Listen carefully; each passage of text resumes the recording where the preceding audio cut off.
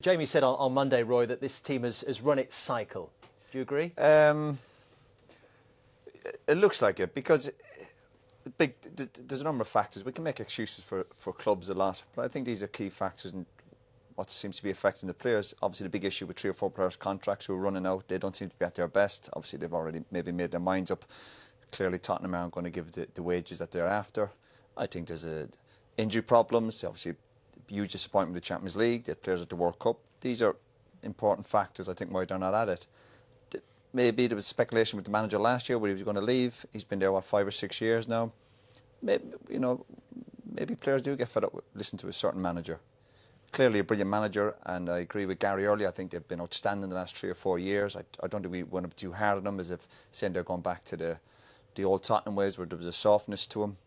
I still think there's enough quality in the squad to turn their season around. It'll take a big ask, but I still think there's enough good quality players. When you got Keane up front, I think they get their season up and running, and I think they have a good chance today of getting something out of this game, because the quality is still there. They just need to get more out of these players. Even the 3 or 4 players who are already thinking, I'm probably leaving the club, they need to produce a bit more. They got to the Champions League final. They might have been the European champions, Graeme. Do you think what's happened since is avoidable? Yeah, certainly. If you look at last year, they lost 13 league games. That's not China. It's a team that's bang at it and should be in the final of the Champions League. They lost 20 games overall in all competitions. That's not China. It's a team that's bang at it and should be in the final of the Champions League. So where does the buck stop? With players, of course. Always should. But unfortunately, the modern game, the fingers first pointed at the manager stroke coach. Some players have not been at it. Now, how much disturbance have the players who have not signed contracts caused to the 29 players that he's got in his squad? It shouldn't impact that much. But that's where they seem to be pointing the finger. Now, we were talking off air. Gary's saying that you should be paying, they won't pay wages to Vertonghen, Alderweireld and Eriksson.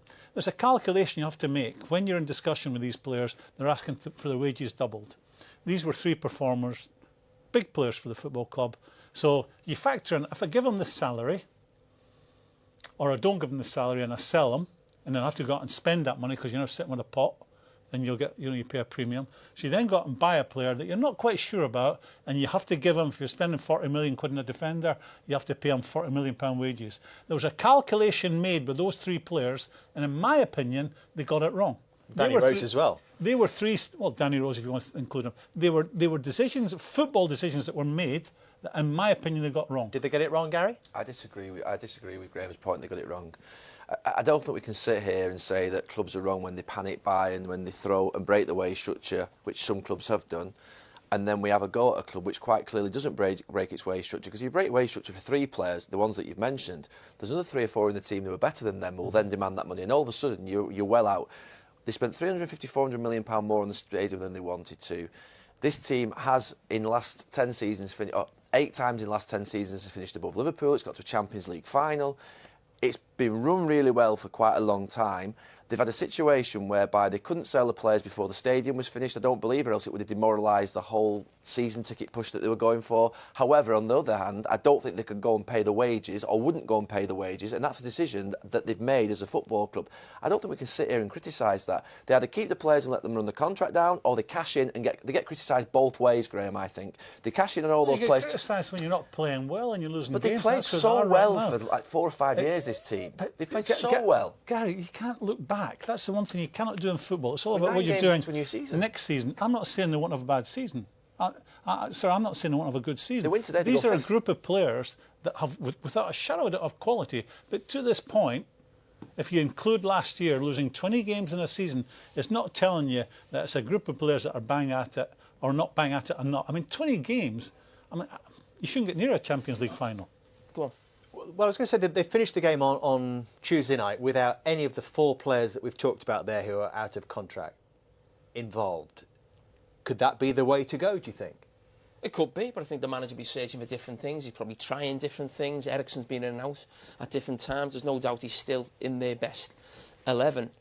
But going back to what you're saying about what Tottenham should or shouldn't have done, we had that discussion about Alexis Sanchez coming in and massive wages at Manchester United. You said it was the right thing to do.